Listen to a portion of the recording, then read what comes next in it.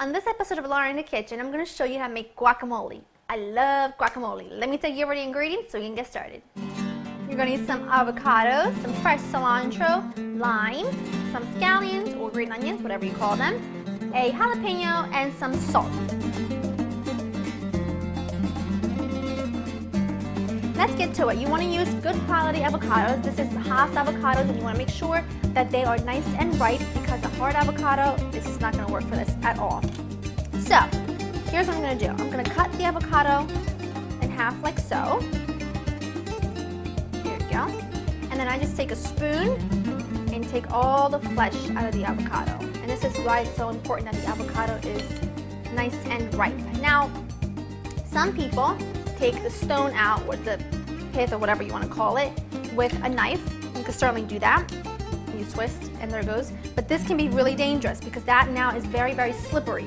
I don't want to touch that. So what I'm going to suggest you do is you take it out with a spoon, like this.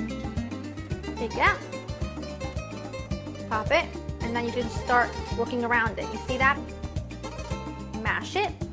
Now just using a fork, and you can mash this, as creamy or as chunky as you like.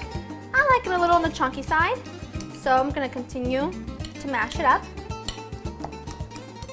Once you have your avocados mashed to your desired consistency, I'm going to set this aside, and the first thing I'm going to do is juice the lime right over it because, again, the acid is going to make it so that the avocado doesn't turn brown. Juice that right in there. Mix that in so the lime is coating the avocados. Okay, and now I'm just going to finely chop some scallions, and then these scallions are humongous, but if they were any smaller, I probably would use about 4 or 5, but these are really, really big. So I'm just going to chop these nice and fine. That looks good. Put that right in. And let's chop up some cilantro. I love fresh cilantro. I think to some people it's a love or hate kind of ingredient. Some people really, really love it, and some people really, really dislike it. So if you don't like it, you can always leave it out. That's finely chopped for me. I kind of like it a little bit chunky. I like my guacamole a little chunky.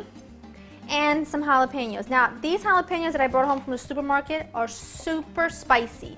So what I'm going to do is I'm going to take the seeds and the veins out, and I'm going to just finely chop half of a jalapeno. If it was more mild, I would use the whole thing, but this is just super, super spicy. So I'm just going to finely mince it. I'm done with that. Now that all the chopping is done, I can bring this closer to me.